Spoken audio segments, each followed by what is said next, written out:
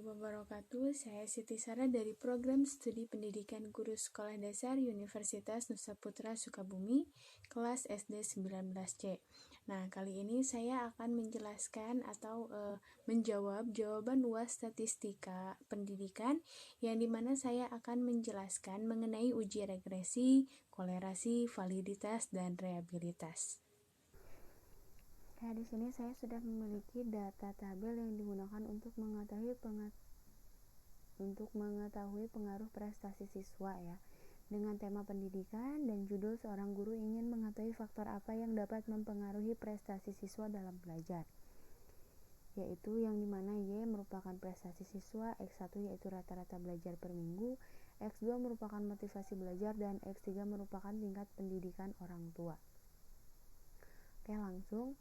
Nah, dari data di atas kita akan menguji uji regresi ya, yaitu dengan uji T bertujuan untuk mengetahui ada atau tidaknya pengaruh parsial yang diberikan variabel bebas X terhadap variabel terikat Y. Dan yang kedua yaitu uji F bertujuan untuk mengetahui ada atau tidaknya pengaruh simultan yang diberikan variabel bebas X terhadap variabel terikat. Yang selanjutnya yaitu koefisien determinasi, berfungsi untuk mengetahui berapa persen pengaruh yang diberikan variabel X secara simultan terhadap variabel Y. Dengan perumusan hipotesis pertama yaitu terdapat pengaruh rata-rata belajar mandiri per minggu atau X1 terhadap prestasi siswa yaitu Y. Hipotesis kedua terdapat pengaruh motivasi belajar X2 terhadap prestasi siswa yaitu Y. Hipotesis ketiga yaitu terdapat pengaruh tingkat pendidikan orang tua X3 terhadap prestasi siswa yaitu Y. Dan hipotesis keempat yaitu pengaruh rata-rata belajar mandiri X1, motivasi belajar X2, dan tingkat pendidikan orang tua X3 secara simultan terhadap prestasi siswa yaitu Y. Dengan tingkat kepercayaan 95% atau 0,05.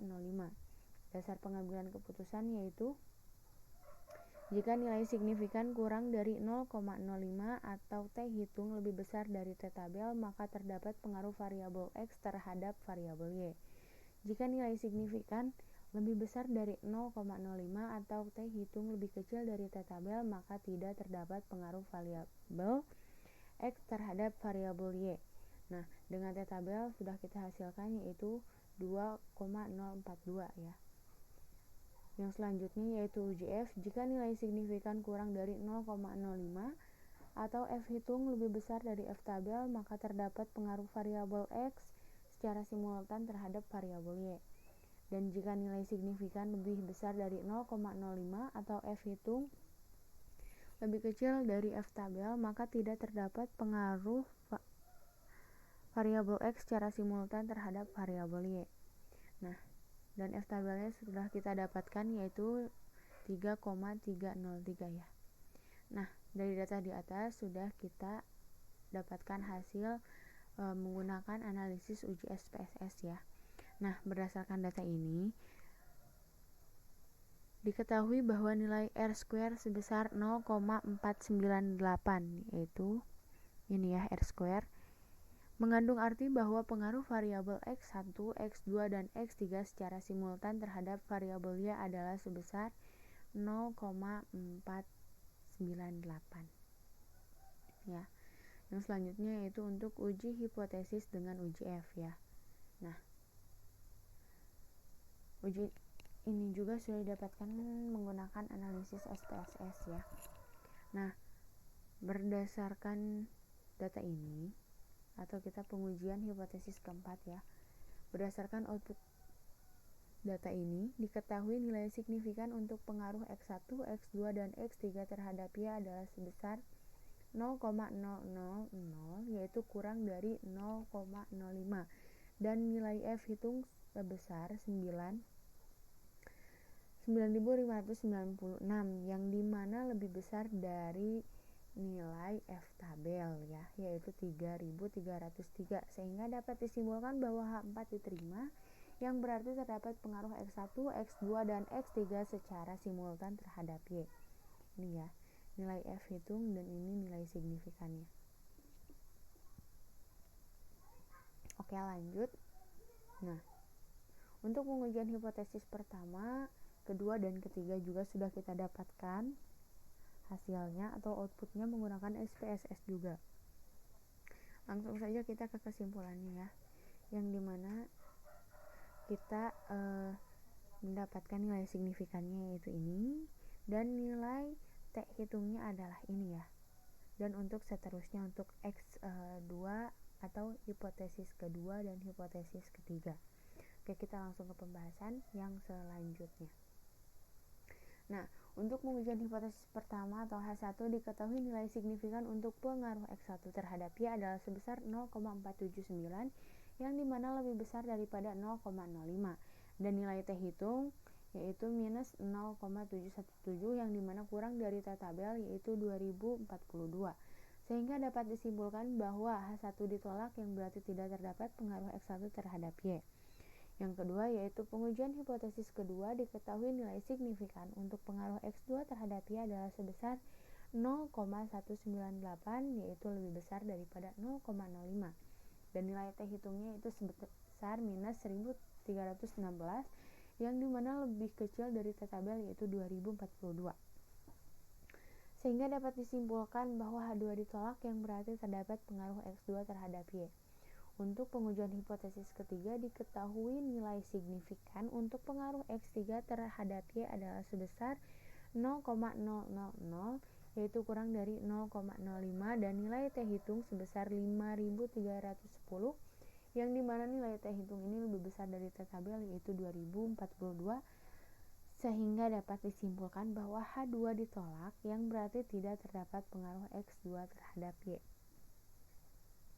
Nah, yang selanjutnya dari data di atas juga kita akan menguji uji korelasi ya. Nah, uji korelasi merupakan analisis yang digunakan untuk mengetahui derajat keeratan hubungan antara variabel. Kriteria korelasi person yaitu 0 sampai 1. Nah, yang dimana 0 ini tidak memiliki korelasi, 0,00 sampai 0,25 kolerasi sangat lemah, 0,25 sampai 0,50 kolerasi cukup, 0,50 sampai 0,75 kolerasi kuat, 0,75 sampai 0,99 kolerasi sangat kuat, dan jika hasilnya 1 maka kolerasi dianggap sempurna. Nah, hipotesis kolerasi HO ini tidak terdapat pengaruh yang signifikan. H1 terdapat pengaruh yang signifikan. Ketentuannya yaitu jika signifikan lebih besar dari 0,05 maka HO diterima, yang berarti tidak terdapat pengaruh yang signifikan. Jika signifikan lebih kecil dari 0,05 maka HO ditolak, yang berarti terdapat pengaruh yang signifikan.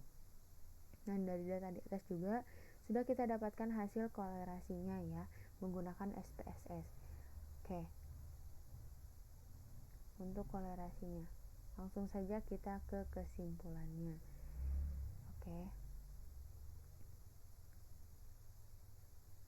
Nah, untuk kolerasi personnya ya, kita bisa mencari untuk X1-nya kolerasi person yaitu ini ya. 0,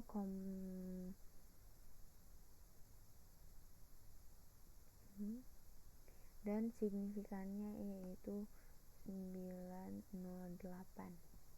Sama belajar, motivasi belajar, dan tingkat pendidikan orang tua pun sama ya. Oke, langsung saja kita ke kesimpulan. Kolerasi antara rata-rata sama belajar mandiri per minggu X1 terhadap prestasi siswa. Nilai signifikannya yaitu kita dapatkan 0,908 yaitu yang dimana nilai ini lebih besar daripada 0,05. Maka H1 diterima yang berarti terdapat pengaruh yang signifikan antara variabel rata-rata lama belajar mandiri per minggu X1 terhadap prestasi siswa.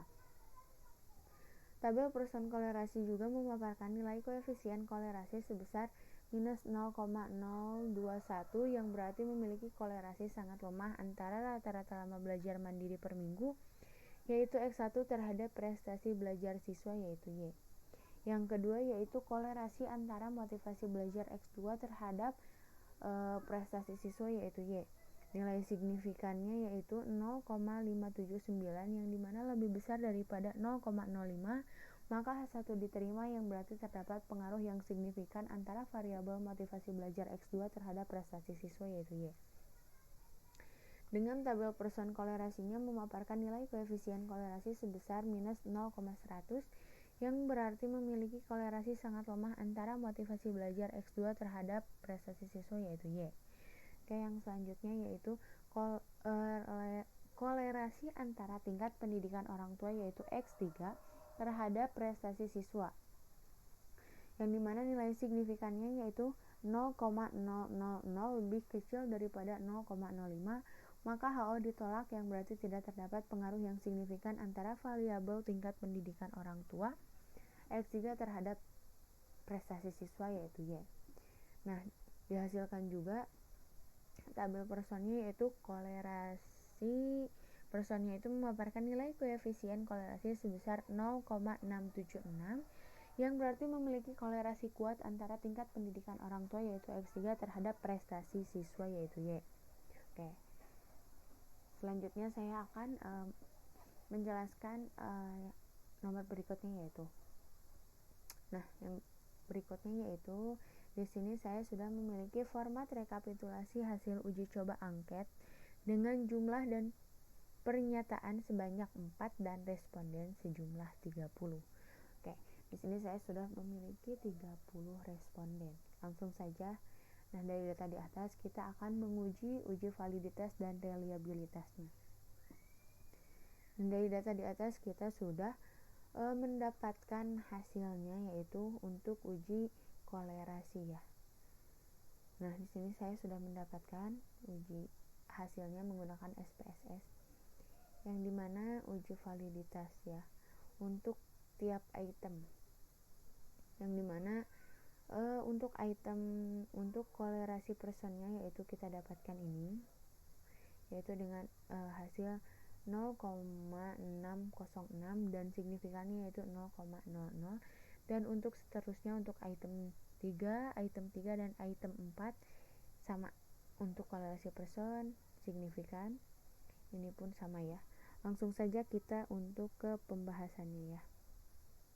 Nah, uji validitas person produk momen. Uji validitas berguna untuk mengetahui kevalidan atau kesesuaian kuesioner yang digunakan oleh peneliti dalam mengukur dan memperoleh data penelitian dari para responden. Dasar pengambilan uji validitas person atau pengambilan nilai R hitung dengan R tabel. 1. Jika nilai R hitung lebih besar dari R tabel sama dengan valid. 2. Jika nilai R hitung lebih kecil dari R tabel maka dikatakan tidak valid.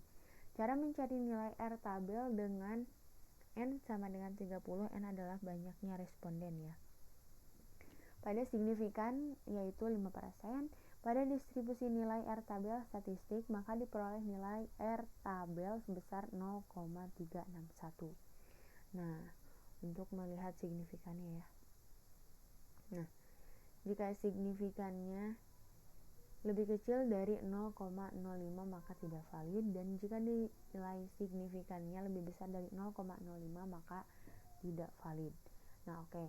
Sudah dijelaskan oleh saya tadi untuk mencari nilai T hitung dan nilai signifikannya sudah saya paparkan di atas ya.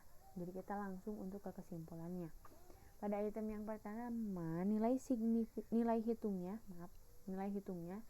yaitu 0,606, yang dimana nilai hitung ini lebih besar daripada 0,361, maka dapat dikatakan valid, dan nilai signifikannya yaitu 0,000 lebih kecil daripada 0,05 dan valid. Pada item yang kedua yaitu nilai hitung sebesar 0,276 yaitu lebih kecil dari 0,361 maka tidak valid, dan nilai signifikan 0,140 lebih besar dari 0,05 dan tidak valid.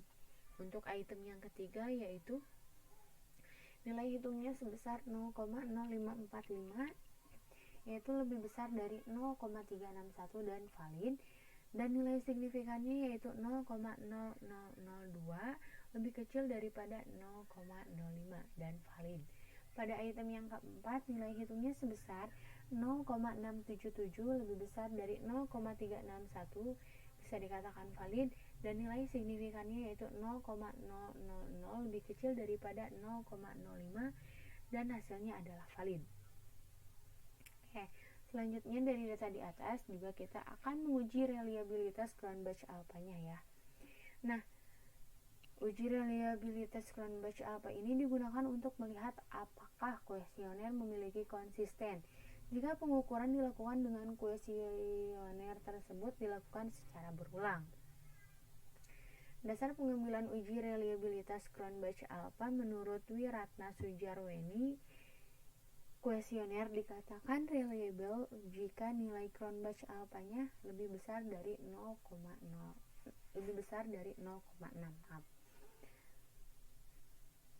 Nah, telah didapatkan dari data di atas sudah kita dapatkan untuk uji reliabilitasnya ya, dari keempat item di atas. Dan uji reliable-nya adalah 0,145. Nah, oke. Jadi dari output atau kesimpulan di atas, dari kesimpulan hasil ini, terdapat nilai Cronbach-Alpha sebesar 0,145, yaitu ini. Maka dapat disimpulkan bahwa kuesioner data di atas dapat dikatakan tidak reliable karena kurang dari 0,6. Oke, mungkin hanya itu yang bisa saya jelaskan mengenai jawaban UAS Statistika Pendidikan. Semoga bermanfaat. Wassalamualaikum warahmatullahi wabarakatuh.